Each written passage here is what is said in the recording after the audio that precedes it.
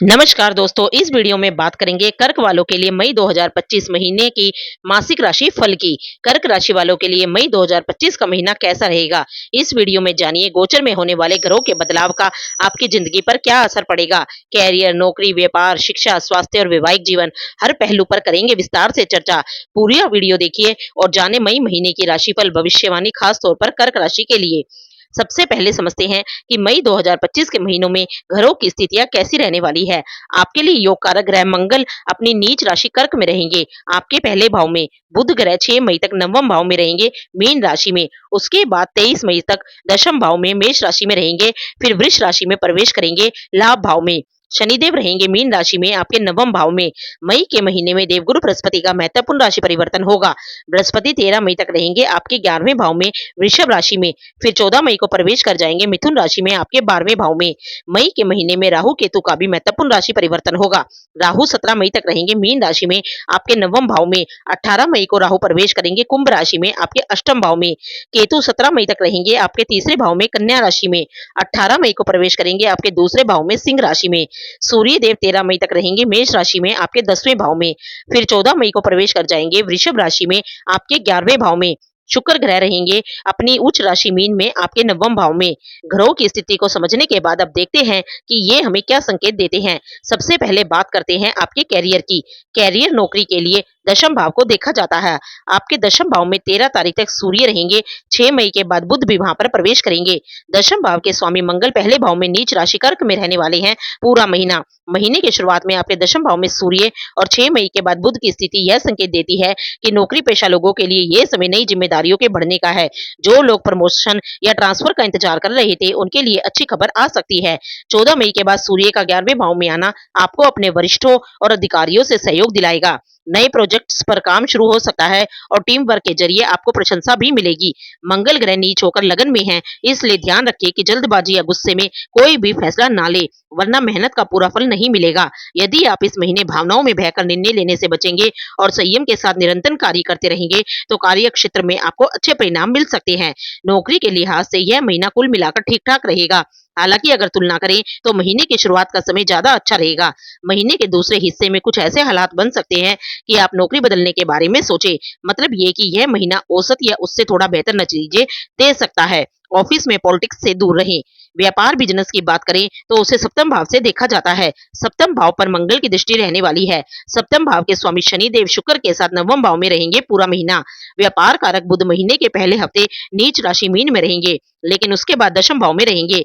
आपके नवम भाव में शनि, शुक्र और बुध जैसे ग्रहों की उपस्थिति बताती है कि विदेश से जुड़े व्यापार, आयात निर्यात, टेक्नोलॉजी या शिक्षा से जुड़े बिजनेस में विशेष लाभ मिलने वाला है। व्यापार से जुड़े मामलों में 7 मई से 23 मई के बीच का समय काफी अच्छा रहेगा। इस दौरान की गई बिजनेस यात्राएं सफल होंगी और आपकी मेहनत का अच्छा फल मिलेगा। अगर आपका काम किसी दूर जगह या विदेश से जुड़ा है, तो आपको और भी बेहतर नतीजे मिल सकते हैं। साझेदारी में काम करते समय स्पष्टता रखें। नया निवेश करने से पहले सलाह जरूर करें। कैरियर के मामले में निष्कर्ष निकाले तो जो लोग व्यापार से जुड़े हैं, उन्हें इस महीने अच्छे फायदे मिल सकते हैं। वहीं नौकरी करने वालों के लिए महीने की शुरुआत का समय ज्यादा अच्छा रहेगा। अब बात करते हैं आर्थिक स्थिति की। इस महीने आर्थिक मामलों में मिला जुला असर देखने को मिलेगा। लाभ भाव के स्वामी शुक्र नवम भाव में अपनी उच्च राशि में रहेंगे पूरा महीना।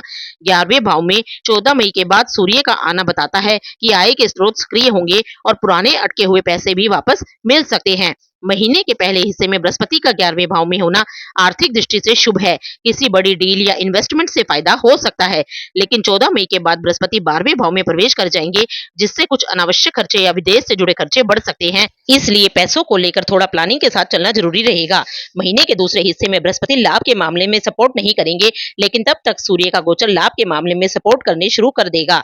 इस महीने में खर्चों पर नियंत्रण रखें, बजट बनाकर चले। बड़े निवेश से पहले विशेषज्ञ की सलाह लें। अब बात करते हैं स्वास्थ्य की। सबसे पहले ध्यान दें मंगल ग्रह पर, जो इस समय आपकी राशि में यानी पहले भाव में नीच के होकर विराजमान है। इसका सीधा असर आपकी शारीरिक ऊर्जा, गुस्सा और रोग प्रतिरोधक अक्षमता पर पड़ सकता है। सर्दी, जुकाम, बुखार जैसे लक्षण देखने को मिल सकते हैं। जिन स्थानों पर गर्मी अधिक पड़ती है, वहां पर लू लगने का भय भी रह सकता है। नीच का मंगल चोट, खरोच आदि का भय भी देता है, अतः वाहन आदि सावधानी पूर्वक चलाना जरूरी रहेगा। दूसरे भाव के स्वामी सूर्य की स्थिति अच्छी है, जो आपको खाने पीने के मामले में जागरूक बनाएगी, जिससे फायदा होगा। रहेगा। 18 मई के बाद राहु अष्टम भाव में प्रवेश करेंगे, इसलिए किसी भी पुरानी बीमारी को नजरअंदाज ना करें। 14 मई के बाद बृहस्पति का 12वें भाव में जाना यह संकेत देता है कि नींद से जुड़ी समस्या, आंखों की थकावट या पेट से जुड़ी दिक्कतें हो सकती हैं। तो मई महीने में खान पान का विशेष ध्यान रखें, नियमित योग, ध्यान और नींद पूरी करें, वरना मानसिक थकान बढ़ सकती है। अब बात करते हैं रिश्तों की। सबसे पहले बात करें प्रेम संबंधों की। इस मामलों को पंचम भाव से देखा जाता है। पंचम भाव के स्वामी मंगल नीच राशि में रहने वाले हैं। 13 मई के बाद पंचम भाव पर सूर्य की दृष्टि भी रहेगी।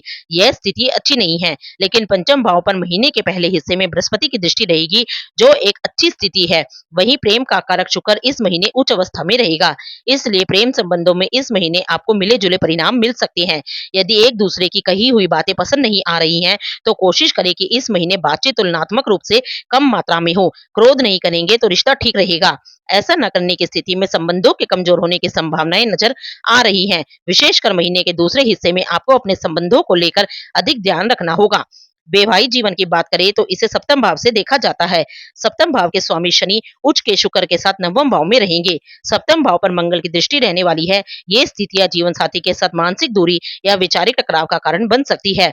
छोटी छोटी बातों पर ध्यान न देकर अपनी परस्पर समझ बनाने की कोशिश करें।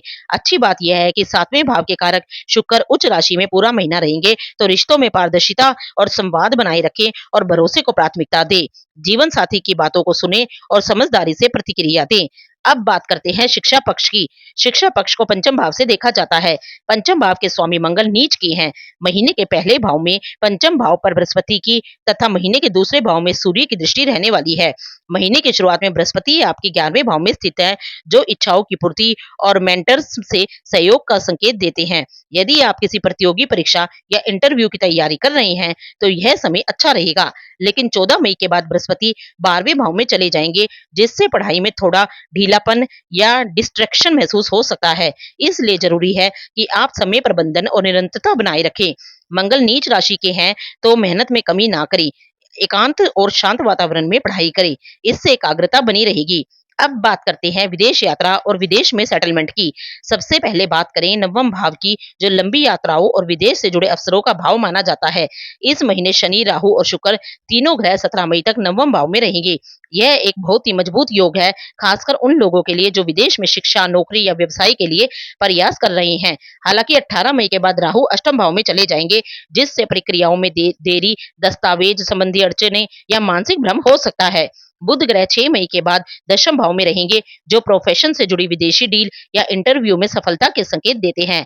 अगर आप किसी मल्टीनेशनल कंपनी, ऑनलाइन वर्क या विदेशी क्लाइंट से जुड़े हुए हैं, तो यह समय अच्छा रहेगा। बृहस्पति 14 मई के बाद 12वें भाव में प्रवेश करेंगे, जो विदेश यात्रा और स्थायी सेटलमेंट का संकेत देता है। यह परिवर्तन उन लोगों के लिए बेहद शुभ रहेगा जो पीआर, स्टूडेंट वीजा या नौकरी के लिए बाहर जाने की योजना बना रहे हैं। डॉक्यूमेंट्स पहले से तैयार रखें और किसी अनुभवी व्यक्ति से सलाह जरूर लें। अब बात करते हैं मई महीने के विशेष उपायों की। हर सोमवार को कच्चे दूध में शक्कर मिलाकर शिवलिंग पर अर्घ्य दें। यह उपाय आपके मानसिक तनाव, असमंजस और एकाग्रता की कमी को दूर करेगा। गुरुवार को पीले वस्त्र पहने केले के पेड़ की पूजा करें। हर शनिवार को सरसों के तेल में अपनी छाया देखकर दान करें। हर रोज 3 बार हनुमान चालीसा का पाठ करें। अगर आपको ये वीडियो अच्छी लगी हो, तो इस वीडियो को लाइक, शेयर एंड चैनल को सब्सक्राइब जरूर करें।